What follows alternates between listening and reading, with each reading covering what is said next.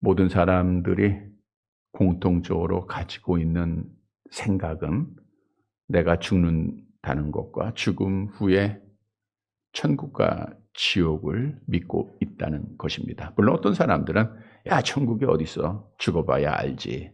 죽으면 끝이야 라고 말은 하고 있지만 사실 인간의 본성 속에는 다 영원을 사모하는 마음이 있습니다. 우리 전도서 3장 11절 말씀을 볼까요? 함께 봅니다. 하나님이 모든 것을 지으시되 때를 따라 아름답게 하셨고 또 사람들에게 영혼을 사모하는 마음을 주셨느니라. 영혼을 사모하는 마음을 주셨다는 것은 영혼을 아는 지식을 주신 거예요. 그래서 모든 사람들은 죽으면 끝이야 라고 말은 하지만 그 사람도 영원한 삶을 알고 있어요. 여러분, 우리 인간은 육체와 영혼으로 구성이 되어져 있습니다. 육체는 흙으로 왔다 흙으로 돌아가는데 영혼은 불멸의 속성을 가지고 있어요. 불멸의 속성은 물론 하나님은 절대적인 불멸이고 우리는 상대적인 불멸입니다. 우리 영혼은 없어지지 않아요. 그 영혼은 예수를 믿는 자의 영혼은 죽으면, 그러니까 그리스도께서 오시기 전에 죽으면 어디 가요? 하나님 나라 가는 겁니다. 그리고 예수를 믿지 않는 자가 그리스도께서 재림하시기 전 죽게 되면 그 영혼은 어디 가는 거예요? 지옥 가는 거예요. 그 천국과 지옥은 성경에서 말씀하고 있는 그대로입니다. 지옥은 뜨거운 불이 꺼지지 않는 그 고통의 장소이고요. 그래서 우리가 누가복음 16장에 부자가 지옥 가서 얼마나 큰 고통 중에 아브라함을 향하여서 말하고 있는 모습 볼 수 있잖아요. 그러나 천국은 하나님 함께 계시고 영원한 복을 받는 곳입니다. 그런데 여기서 중요한 것은 흙으로 간 육체가 티끌처럼 날아가고 없어지느냐, 그게 아니라는 거예요. 만약 그렇다고 하면 우리 기독교는 존재하지 않습니다. 우리 기독교는 육체의 부활 또한 믿고 있습니다. 흙으로 돌아갔던 이 육체가 우리 그리스도께서 이 땅에 오시는 그날 부활합니다. 성경에 약속하고 있죠. 우리 데살로니가 전서 4장 16절 17절 함께 봅니다. 주께서 호령과 천사장의 소리와 하나님의 나팔 소리로 친히 하늘로부터 강림하시리니 그리스도 안에서 죽은 자들이 먼저 일어나고 그 후에 우리 살아남은 자들도 그들과 함께 구름 속으로 끌어올려 공중에서 주를 영접하게 하시리니 그리하여 우리가 항상 주와 함께 있으리라. 잘 아시는 대로 예수님이 공중에서 재림할 때 이 땅에서 그리스도 안에서 죽은 자들이 부활을 해요.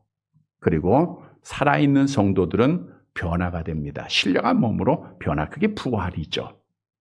그래서 재림의 주님과 함께 천년 왕국에 들어가게 됩니다. 그래서 이 주님이 재림하는 그날 부활하는 것을 우리 성경에서는 첫째 부활이다. 의인의 부활이기에 첫째 부활은 복되다라고 말씀하고 있는 거예요. 계시록 20장 6절 함께 봅니다. 이 첫째 부활에 참여하는 자들은 복이 있고 거룩하도다.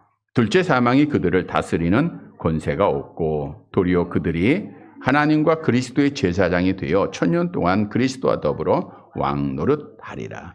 첫째 부활에 참여하는 자들은 둘째 사망에 이르지 않는다는 거예요. 둘째 사망은 하나님 앞에 심판받아 지옥 가는 거예요.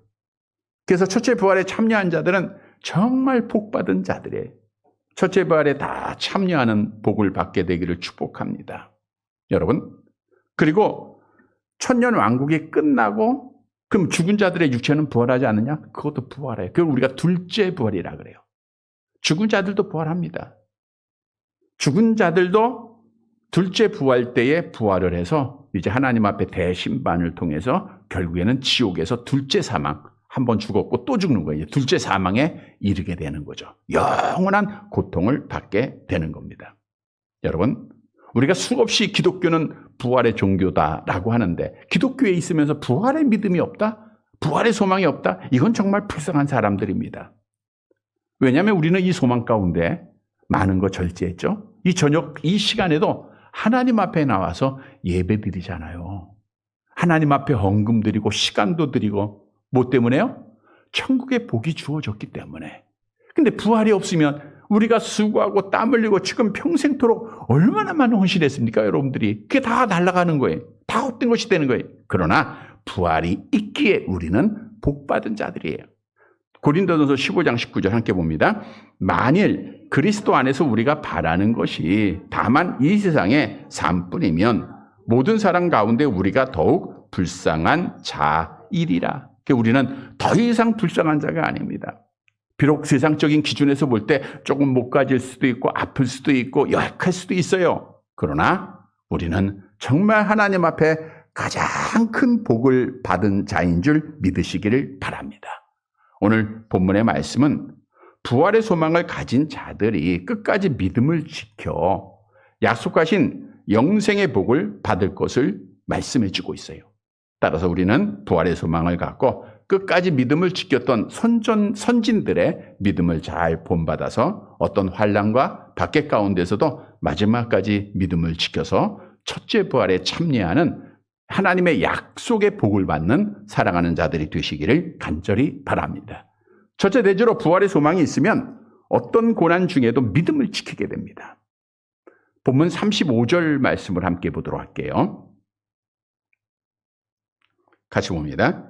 여자들은 자기의 죽은 자들을 부활로 받아들이기도 하며 또 어떤 이들은 더 좋은 부활을 얻고자 하여 심한 고문을 받되 구차히 풀려나기를 원하지 아니하며 여자들은 자기의 죽은 자들을 부활로 받아들였다라는 거예요. 여기서 여자들은 두 여인 사르밧 과부와 수넴 여인을 말하고 있습니다.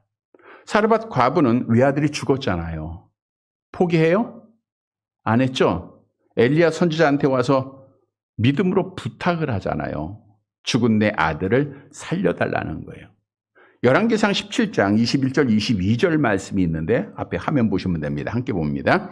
그 아이 위에 몸을 3번 펴서 엎드리고 여호와께 부르짖어 이르되 내 하나님 여호와여 원하건대 이 아이의 혼으로 그의 몸에 돌아오게 하옵소서 하니 여호와께서 엘리야의 소리를 들으심으로 그 아이의 혼이 몸으로 돌아오고 살아나니. 분명히 죽었어요. 그러니까 죽음, 육체적 죽음은 영혼과 육체가 분리가 되는 거잖아요. 근데 엘리야 선지자가 말씀해 보니까 몸을 3번 펴서 엎드리고 여호와께 부르짖습니다. 하나님, 이 아이의 영혼이 다시 돌아오게 해달라는 거예요. 돌아왔어요. 부활이 된 겁니다. 또한 수넴이라고 하는 여인도, 수넴 여인, 늦게 얻은 아들이 죽고요.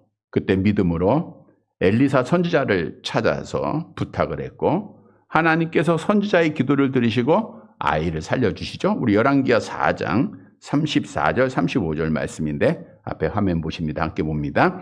죽은 아이 위에 올라 엎드려 자기 입을 그의 입에 자기 눈을 그의 눈에 자기 손을 그의 손에 대니 그의 몸에 엎드리니 아이의 살이 차차 따뜻하더라. 엘리사가 내려서 집 안에서 한 번 이리저리 다니고 다시 아이 위에 올라 엎드리니 아이가 7번 재채기하고 눈을 뜨는지라. 죽었던 아이가 부활을 했어요. 다시 살아난 겁니다.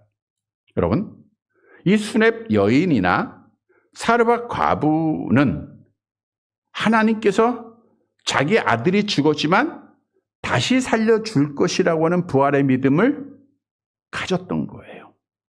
그러니까 죽음을 두려워하지 않고 선지자에게 와서 부탁을 한 겁니다. 살려달라는 거죠. 믿음이 있었다는 거죠. 부활의 믿음을 가졌다는 거예요. 자, 그래서 오늘 본문으로 가보면 여자들, 사르밧 과부나 수넴 여인은 죽은 자들을 부활로 받아들였다. 부활을 믿었다. 그 뜻이게요. 뿐만 아니라 또 35절 중반절에 보니까 어떤 이들은 더 좋은 부활을 얻고자 하여 고문을 받되 구차히 풀려나기를 원하지 아니하였다.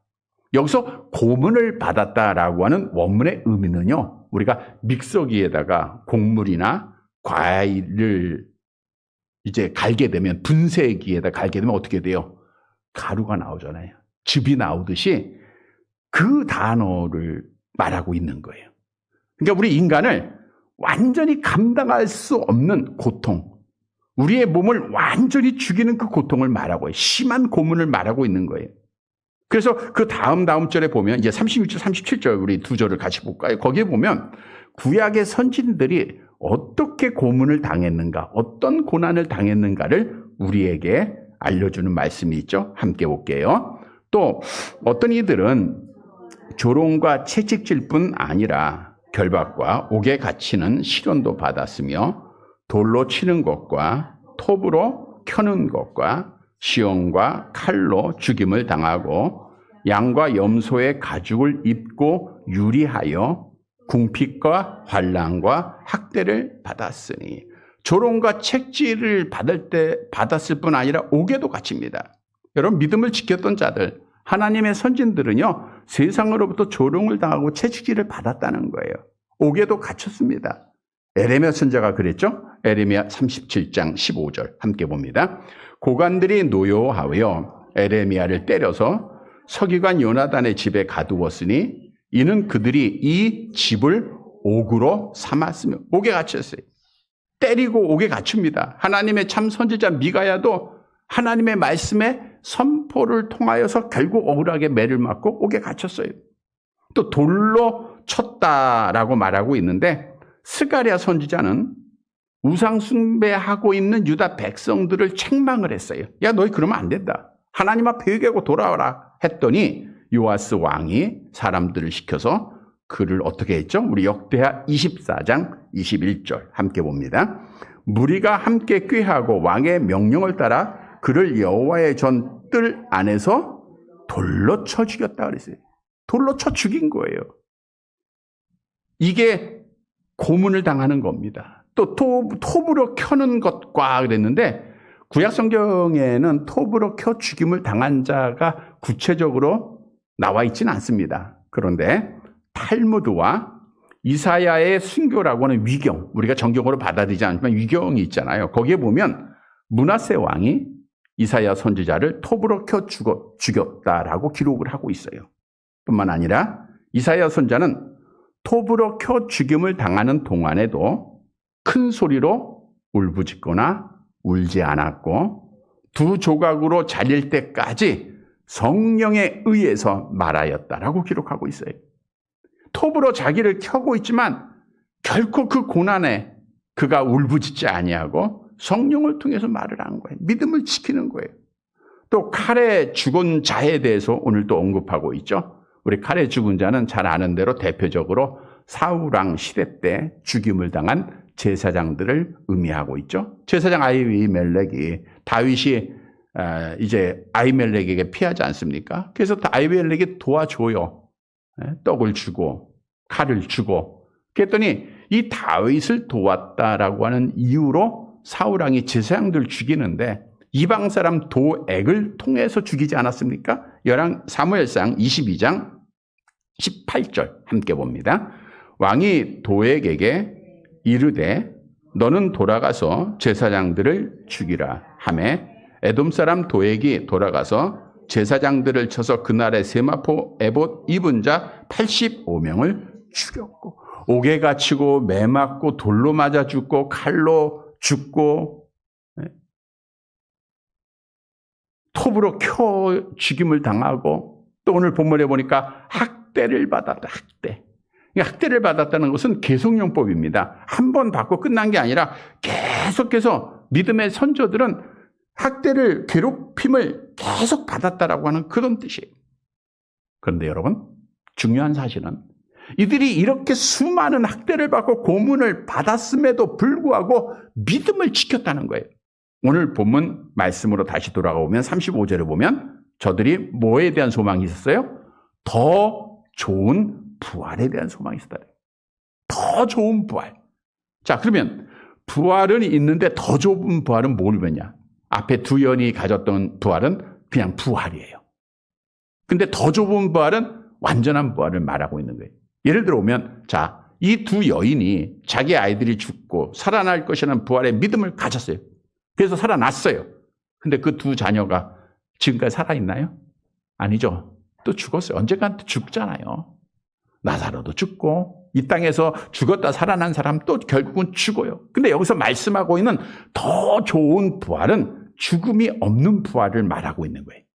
다시 말하면 천국에서 하나님과 함께 우리 주님과 함께 영원한 삶을 누리는 것을 말씀하고 있다는 거예요.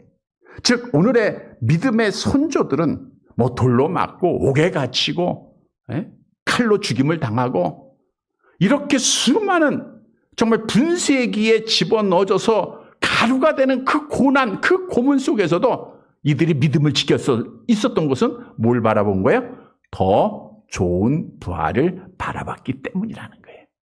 내가 지금 이 고난을 당해도, 내가 지금 이 죽임을 당해도 더 좋은 부활이 있어요. 이제 우리 하나님 나라에 들어가서 하나님과 함께 영원히 고할 그 천국을 소망하고 그 부활을 소망하니까 그 모든 고난을 이겨 나가더라고요. 그래서 오늘 본문에서 우리에게 주는 교훈은 우리도 더 좋은 부활, 이걸 믿을 때, 이 부활을 소망할 때 우리가 이 땅에서 어떤 어려움을 겪어도 어떤 박해를 받고 억울한 일을 당해도 믿음을 지키는 자가 될 수 있다라고 하는 사실을 말씀해 주고 있는 겁니다. 여러분, 흔들리지 않는 믿음, 부활의 믿음입니다. 세상을 이기는 믿음, 부활의 믿음입니다. 기독교는 시작부터 수많은 박해를 세상으로부터 받았습니다. 왜냐? 우리에게는 더 좋은 부활이 있기 때문입니다. 그래서 악한 영들은 하나님에게 속한 자들을 어떻게든 핍박을 하는 거예요. 잘 아는 말씀이죠. 요한복음 15장 19절 함께 봅니다.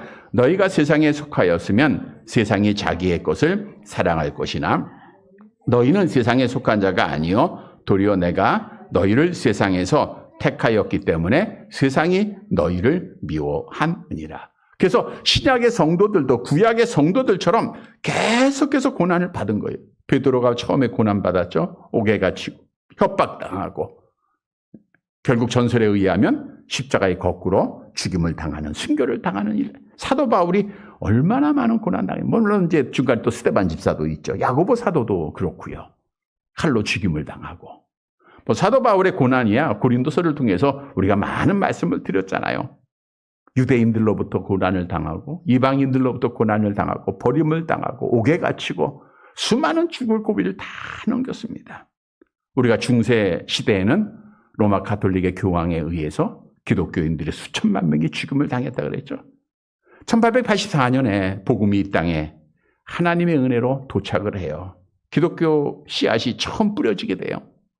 그런데 지금까지 우리 기독교 역사에서 적어도 2600명 이상이 순교를 당했습니다. 일제강점기에는 독립운동의 중심 세력이라고 하여 순교를 당했고요.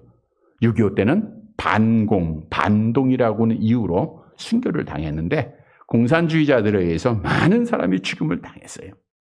여러분, 어떻게 우리와 같은 성정을 가진 사람들이 죽음에 이르는 고난, 그 분쇄기에 넣어지는 그 고문 속에서도 믿음을 지킬 수 있었는가? 그 고난 속에서도 찬송할 수 있었는가? 그건 하나밖에 없어요. 뭐예요? 뭘 바라봤어요? 더 좋은 부활을 바라봤기 때문에. 이런 믿음을 가지시기를 바랍니다. 대표적인 스데반 집사의 간증이 있죠. 사도행전 7장 55절 함께 봅니다. 스데반이 성령 충만하여 하늘을 우러러 주목하여 하나님의 영광과 및 예수께서 하나님 우편에 서신 것이 부활의 믿음이에요. 더 좋은 부활의 믿음. 그래서 우리도 눈을 감으나 뜨나 하나님의 나라가 보여야 돼요. 하나님과 함께 거할 더 좋은 부활, 영원한 복의 그 장소를 날마다 바라보면 됩니다. 여러분, 그리스도께서 십자가에 죽으심으로 뱀의 후손이 여자의 후손인 예수 그리스도의 발꿈치를 상하게 했어요. 그러나 그리스도는 죽음에서 부활하심으로 여자의 후손인 뱀의 머리를 상하고 승리하신 분입니다. 우리가 신앙하는 그리스도는 부활의 소망을 주셨고 악한 영에 대해서 세상에 대해서 승리하셨어요. 그래서 그 주님이 우리에게 말씀하시잖아요. 요한복음 16장 33절 함께 봅니다. 이것을 너희에게 이르는 것은 너희로 내 안에서 평안을 누리게 하려 함이라. 세상에서는 너희가 환난을 당하나 담대하라. 내가 세상을 이기었노라. 우리 그리스도께서 첫 열매가 되셨다고 하는 것은 그리스도 안에 있는 자들은 우리가 마지막 날 약속대로 부활하게 된다는 거예요. 여러분, 우리는 언젠가 하나님께서 부르시면 정하신 때에 반드시 죽어야 합니다. 물론 우리는 다 편안한 죽음을 기도하죠. 내가 오늘 밤에 편안하게 자다가 내일 천국 가기를 누구나 원하고 있어요. 그러나 그런 분도 있지만 대부분 많이 힘든 시간들을 갖습니다. 아프기도 하고 병들기도 하고 고난을 당하기도 하고 어려움을 겪고도 합니다. 우리는 어떠하든지 부활의 믿음만 있으면 그 모든 아픔도 이겨나가는 거예요. 더 좋은 부활의 소망을 있으면 항상 기뻐하게 되는 겁니다. 따라서 우리는 어떤 고난 속에서도 항상 기뻐하고 오늘 오전에 말씀드린 대로 성령이 충만해서 우리는 날마다 감사하고 기뻐하는 그 열매를 맺어가면서 우리가 고난을 이겨나가야 돼요. 우리 마태복음 5장 11절 12절 함께 봅니다. 나로 말미암아 너희를 욕하고 박해하고 거짓으로 너희를 거슬려 모든 악한 말을 할 때에는 너희에게 복이 있나니 기뻐하고 즐거워하라. 하늘에서 너희의 상이 큼이라. 너희 전에 있던 선지자들도 이같이 박해하였느니라. 여러분, 천국 가야 할 시간이 가까이 오고 있습니다. 악한 영도 마지막 때가 되어 우리를 지옥으로 인도하기 위하여 수단과 방법을 가리지 않는데 그 중에서도 우리에게 고난을 가져와요. 우리를 분수에게 집어넣기도 합니다. 그러나 우리는 그리스도 안에서 승리할 수 있습니다. 주님이 승리하셨기 때문입니다. 부활의 소망만 가지고 있으면, 더 좋은 부활의 믿음만 있으면 우리는 세상에서 어떤 아픔이 있고 어떤 고난이 있다 할지라도 기쁨으로 이겨나가고 하나님의 약속대로 부활하게 돼 있어요. 이것이 성경의 약속이요. 이것이 우리가 가져야 될 믿음입니다. 성도 여러분, 오늘 구약의 그 선진들이 얼마나 많은 고난을 당했습니까? 그러나 더 좋은 부활을 바라보면서 믿음을 지킨 본을 우리에게 보여주었잖아요.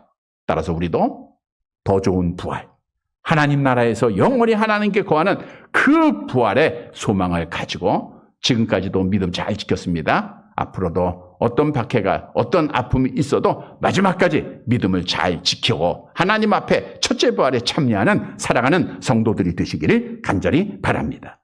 두 번째 대지로 부활의 소망을 가진 자는 세상 것에 소망을 두지 않는다는 거예요. 세상 것을 사랑하지 않습니다.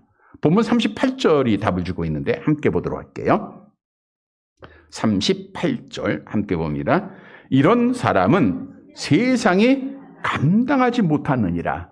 그들의 광야와 산과 동굴과 토굴에 유리하여. 여기서 이런 사람은 누구예요? 위의 사람들이 더 좋은 부활의 소망을 갖고 그 모든 박해를 이기고 믿음을 지킨 자들이잖아요. 가루가 친 것은 말씀드린 대로 원래 성경의 원본은 손실이 됐어요. 원본은 하나도 없습니다. 현재 우리가 가진 성경책은 여러 곳에서 발견된 사본을 가지고 만든 거예요. 근데 여러 사본들을 이제 계속해서 발견될 거 아니에요. 더 신뢰할 수 있는 사본들에 보니까 내용이 일치하지 않는 경우들이 나와요. 그래서 개역 성경의 일부는 뭐 없음해가지고 빼는 경우도 있고 이건 있을 것도 같다라는 것은 오늘 이렇게 가루를 쳐가지고 집어넣는 겁니다. 어떻든 이런 사람은 세상이 감당하지 못한다 그랬어요.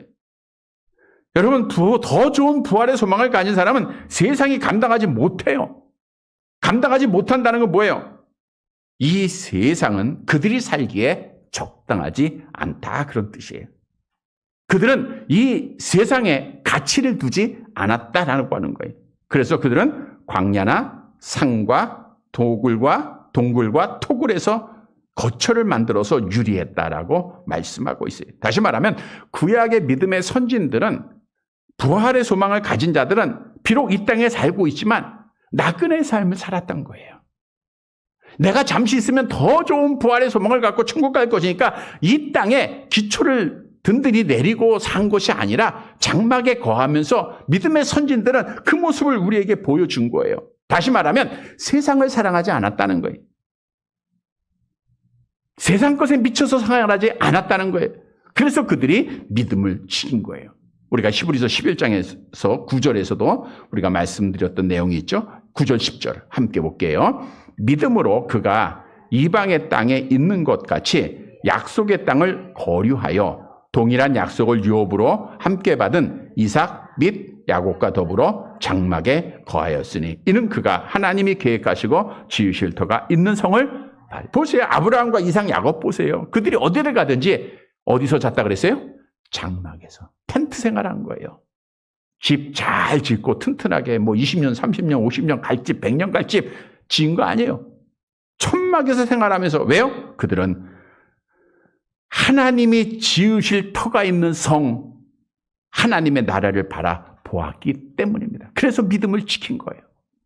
무엇을 우리에게 교훈하고 있습니까? 더 좋은 부활의 소망을 가진 자들은 세상 것을 사랑하지 않는다는 거예요.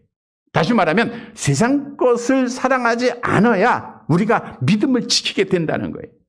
여러분, 더 좋은 부활을 가진 자들은 무엇을 입을까, 무엇을 먹을까, 무엇을 마실까 염려하지 않습니다. 왜냐하면 우리는 이 땅의 삶이 전부가 아니라 우리에게는 영원한 하나님의 나라가 있기 때문입니다.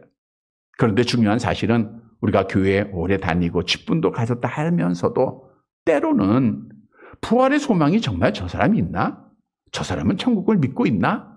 라고 의심할 때가 있다는 거예요. 여러분, 말이라고 하는 것은 마음에서 나오고 그의 신앙에서 나오는 거예요. 그래서 그런 일화들이 있죠. 신앙을 지키며 고문받았던 목사님이 채찍을 할 때마다 예수를 부르짖었는데 왜? 그 안에는 예수만 있었기 때문이다 라고 하는 이야기들. 근데 우리의 대화의 내용을 보면 그게 여러분의 삶의 가치관, 신앙의 가치관을 다 보여주는 거예요. 그런데 말씀드렸던 대로 정말 교회를 오랫동안 다니면서도 불구하고 아파트에 관심만 가지고 아파트 말씀하는 사람이 있어요. 신방을 하면 그 집을 위해서 기도하고 그 집을 위해서 우리가 정말 마음을 같이 해야 되는데 가자마자 물어보는 게 이 집은 얼마야? 이 집은 몇 평이요? 이런 거나 물어봐야고만. 그리고 자기가 있는 부동산을 자랑하고 거기에 소망을 두고. 여러분, 우리가 잘 아는 대로 분명한 한 가지 사실은 여러분들이 세상 것을 사랑하고 세상 것을 보이고 세상 것을 자랑하면요, 하나님 나라가 안 보인다는 거예요. 아무리 우리가 시력이 좋아도 이 세상이 보이면 하나님은 가려지게 돼 있어요. 그래서 부활의 소망을 가진 자들은 세상 것을 사랑하지 말아야 돼요. 오늘 오전에도 솔로몬이 세상의 부귀영화 다 누리고 쾌락 다 누렸지만 헛되고 헛되다라고 고백했다라고 말씀드렸잖아요. 그래서 우리 주님께서도 돈을 사랑했던 어리석은 부자에게 이렇게 말씀하죠. 누가복음 12장 20절 함께 봅니다. 하나님은 이르시되 어리석은 자여 오늘 밤에 내 영혼을 도로 찾으리니 그러면 내 준비한 것이 누구의 것이 되겠느냐 그랬어요. 아무리 수십조, 수백조, 수천조를 모았다 할지라도 그리스도 없이 죽은 자들은 불쌍한 자들이에요. 누구께 되겠습니까? 부활의 소망을 없는 자들은 얼마나 저들이 절망스러운 순간을 맞이하게 될 것입니까? 어리석은 부자 청년에게도 주님이 말씀하잖아요. 마태복음 19장 23절 함께 봅니다. 예수께서 이 제자들에게 이르시되 내가 진실로 너에게 이르노니 부자는 천국에 들어가기가 어렵다. 돈을 사랑하는 자, 세상 것 사랑하는 자들은 절대로 천국 갈 수 없다라고 성경은 정의하고 있는 거예요. 여러분, 우리의 믿음이 세상 밑에 있으면 아무리 우리가 세상 것을 누려도 절대로 하나님의 나라에 들어갈 수 없는 거예요. 그래서 우리는 세상 것을 버려야 돼. 세상보다 하나님을 먼저 사랑해야 돼요. 그래서 성경은 우리에게 하나님을 사랑하는 자들에게 더 좋은 부활의 소망을 가진 자에게 약속을 하고 있는 거예요. 마가복음 10장 29절 30절 함께 봅니다. 예수께서 이르시되 내가 진실로 진실로 너희에게 이르노니 나와 복음을 위하여 집이나 형제나 자매나 어머니나 아버지나 자식이나 전토를 벌인 자는 현세에 있어 집과 형제와 자매와 어머니와 자식과 전토를 100배나 받되 박해를 겸하여 받고 내세의 영생을 받지 못할 자가 없느니라. 여러분, 우리는 영생을 위해서 순간을 포기하는 지혜로운 자가 돼야 돼. 그러니까 순간을 위해서 영생을 포기하는 건 어리석은 자입니다. 우리는 더 좋은 부활을 가진 자들은 영생의 소망을 가진 자들에게 순간 이 땅의 것 포기하는 자야 돼. 우리는 이 땅의 것 사랑하면 우상 숭배하고 탐심하게 돼 있는 거예요. 여러분, 나그네 삶입니다. 안개 같은 삶입니다. 신앙의 선조들은 그 진리를 알았기에 더 좋은 부활을 소망하면서 땅의 것 소망 두지 않았어요. 우리가 광야 같은 생활을 하라라고 성경은 말씀하고 있죠. 광야를 지나라고 하는 복음송 가사에 보면 그런 내용들이 있어요. 왜 나를 깊은 어둠 속에 홀로 두시는지, 어둠 밤은 왜 그리 길었는지. 주님만 내 도움이 되시고 주님만 내 빛이 되시는, 주님만 내 친구가 되시는 광야. 여러분, 우리가 광야에 있으면 주님만 바라보는 거예요. 하나님의 나라만 보이면 되는 거예요. 우리는 하나님의 나라만 보이면 믿음을 지키는 것이 돼요. 성경도 약속하죠. 히브리서 11장 16절 함께 봅니다. 그들이 이제는 더 나은 본향을 사모하니 곧 하늘에 있는 본향을 사모했고 우리의 시민권은 하나님 나라에 있습니다. 성도 여러분, 부활의 소망을 가진 자들은 이 땅의 것 사랑하지 않습니다. 이 땅의 것 바라보지 않습니다. 이 땅의 것 소망하지 않습니다. 그래서 믿음 지켜요. 우리도 하나님의 나라의 영원한 부활의 소망 꼭 갖고 이 세상을 이기고 정말 하나님 나라에서 영원한 복을 받는 사랑하는 자들이 되시기를 간절히 바랍니다. 세 번째 마지막 대지로 예수께서 그리스도이심을 믿음으로 부활의 소망이 이루어진다는 거예요. 그럼 부활의 소망은 어떻게 이루어지냐? 예수께서 그리스도이심을 믿을 때 이루어지는 거예요. 39절 말씀 보도록 할게요. 함께 봅니다. 이 사람들은 다 믿음으로 말미암아 증거를 받았으나 약속된 것을 받지 못하였으니, 믿음으로 말미암아 증거를 받았다는 게 4절부터 38절까지의 모든 선진들은 믿음으로 말미암아 증거를 다 받았어요. 이 증거를 받았다고 하는 것은 뭐냐? 아벨로부터 사무엘과 선지자들의 이르까지 이들이 받은 증거는 장차 오실 메시아에 대한 증거입니다. 즉 메시아가 와서 우리를 구원할 것이라고 하는 증거, 오실 메시아에 대한 약속을 그들이 받은 거예요. 메시아가 오면 지옥 갈 자를 천국으로 인도할 것이라는 부활의 증거, 이들은 다 받았어요. 그런데 보세요, 약속된 것을 받지 못하였다 그랬어요. 그러니까 구약의 성도들은 메시아에 대한 약속은 받았지만 메시아가 와서 이 땅에 오셔서 십자가에서 죽으신 것을 그들은 못 봤다 그거예요. 그러니까 구약의 성도들은 오실 메시아에 대한 신앙으로 구원받은 것이지 그들은 그 약속된 것을 받지는 못한 거예요. 메시아가 십자가에서 죽으시고 구원을 이룬 것을 보지 못한 거예요. 그러나 신약의 성도들은 하나님께서 더 좋은 것, 그러니까 구약의 성도들보다 더 좋은 것을 보게 하셨습니다. 본문 40절이 증거하고 있죠. 40절 같이 봅니다. 이는 하나님이 우리를 위하여 더 좋은 것을 예비하셨은즉 우리가 아니면 그들로 온전함을 이루지 못하게 하려 하심이라. 하나님이 우리를 위하여, 신약에 사는 성도들을 위하여 더 좋은 것을 예비했다는데 예수 그리스도께서 이 땅에 오셔서 십자가에 피 흘려 죽으시고 부활하셨다는 그 사실을 신약의 성도들에게는 주신 거예요. 더 좋은 것입니다. 다시 말씀드리면 구약의 성도들은 멀리서 그림자만 봤어요. 근데 신약의 성도들은 실체를 본 거예요. 그러니까 신약의 성도들이 더 복된 거죠. 그래서 오늘 본문에서 말씀하고 있는 것처럼 그들은 멀리서만 바라만 봤지 실제는 못 봤다는 거예요. 그러나 우리는 실제를 본다는 거예요. 우리를 위하여 더 좋은 것을 하나님이 예비하셨다는 거예요. 우리가 아니면 그들도 온전함을 이루지 못한다. 이 말씀은 신약의 성도들이 구약의 성도를 온전하게 한다라는 뜻이 아니고 그들도 우리와 같이 그리스도 안에서 온전하게 된다. 다시 말하면 구약시대나 신약시대나 오실 메시아를 믿음으로 구원받는 거예요. 우리 신약의 성도들은 분명히 왔잖아요. 오신 메시아, 다시 오실 메시아를 기다리면서 우리가 부활의 복을 받게 된다는 거예요. 그래서 오늘 본문에서 우리에게 주는 교훈은 예수께서 메시아, 즉 그리스도이심을 믿는 자들은 구약시대나 신약시대나 동일하게 결국에는 더 좋은 부활에 참여하는 복을 주신다는 거예요. 여러분, 지옥 갈 자가 천국 가는 게 오직 하나밖에 없어요. 죽은 자가 첫째 부활에 참여하는 것은 오직 하나입니다. 그것은 예수를 믿는 것밖에 없어요. 우리 예수님께서도 말씀하셨죠? 암송해 볼게요. 예수께서 이르시되 나는 부활이요 생명이니 나를 믿는 자는 죽어도 살겠고 무릇 살아서 나를 믿는 자는 영원히 죽지 아니니. 이것을 내가 믿는, 나를 믿는 자는. 나를 믿는다는 그 뭐예요? 예수께서 그리스도예요. 예수께서 메시아예요. 예수께서 하나님이심을 믿는 거예요. 그런데 중요한 것은 이 말씀 가운데서 그 믿음을 항상 사용할 때는 현재형이 사용되었잖아요.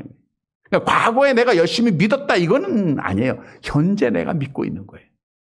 하나님이 나를 부르시는 그 순간에 믿고 있어야 돼요. 근데 언제 부를지 모르잖아요. 그러니까 우리는 항상 믿음이 있어야 되는 거예요. 우리가 지금 보면 한 번도 교회 안 나가본 사람이 없다 그러잖아요. 근데 지금 현재 교회 나오는 사람은 많지 않다. 이것은 아니에요. 진짜 믿음을 가진 자는 지금 가지고 있어야 돼요. 현재 믿음을 계속해서 지켜야 돼요. 우리 그래서 날마다 하나님 앞에 신앙 고백하는 거예요. 예수께서 그리스도요, 예수께서 하나님이라고 하는 고백을 하는 거예요. 왜? 이 고백을 가진 자가 더 좋은 부활에 참여하는 하나님의 약속이 있기 때문입니다. 성도 여러분, 우리는 하나님의 은혜로, 성령님의 은혜죠. 예수께서 그리스도이심을 믿게 됐어요. 예수께서 주님이심을, 하나님이심을 신앙하게 됐어요. 그래서 우리에게는 더 좋은 부활이 확실하게 있다고 하는 믿음을 가지고 우리는 하나님의 나라 소망하면서 예수 그리스도의 믿음을 끝까지 지키는 살아가는 성도들이 되시기를 간절히 바랍니다. 말씀을 정리해 드립니다. 인생의 길은 잠시 왔다 가는 길입니다. 야고보서 4장 14절 함께 봅니다. 내일 일을 너희가 알지 못하는도다. 너희 생명이 무엇이냐? 너희는 잠깐 보이다가 없어지는 안개니라. 성경에 보니까 70이요 강건하면 80이다 라고 하는데 어떻든 오늘날은 100세 시대라고 합니다. 그래도 결국 한번 죽음의 길은 가야 돼. 근데 죽으면 끝나는 게 아닙니다. 그래서 우리에게는 더 좋은 부활의 믿음을 항상 가지고 있어야 돼. 나는 지금 죽어도 하나님 나라 갈 수 있다고 하는 믿음을 가지고 있어야 돼요. 이 믿음을 가진 자가 우리 주님 오실 때에도 주님 어서 오시옵소서라고 맞이할 수 있는 자가 되고, 이 믿음을 가진 자가 마지막까지 믿음을 지키는 거예요. 성도 여러분, 오늘 본문도 분명히 우리에게 말씀합니다. 더 좋은 부활을 소망을 가진 자는 고난 중에도 믿음을 지킨다는 거예요. 정말 수없는 박해 속에서도 믿음의 소망을 가진 자들은 믿음을 지켰어요. 믿음의 부활의 소망을 가진 자들은 세상 것 소망하지 않습니다. 광야의 삶을 살아요. 예수께서 그리스도이심을 믿는 자를 통해서 이루어지는 거예요. 사랑하는 성도 여러분, 내가 예수께서 그리스도이심을 믿음으로 나는 더 좋은 부활, 첫째 부활에 참여하는 약속된 백성인 것을 분명히 알고, 어떤 시험이 있고 어떤 아픔이 있고 어떤 박해가 있다 할지라도 마지막까지 믿음을 하나님의 은혜로 지켜나가서 하나님의 약속대로 첫째 부활에 다 참여하는 사랑하는 성도들이 되시기를 주님의 이름으로 간절히 바랍니다.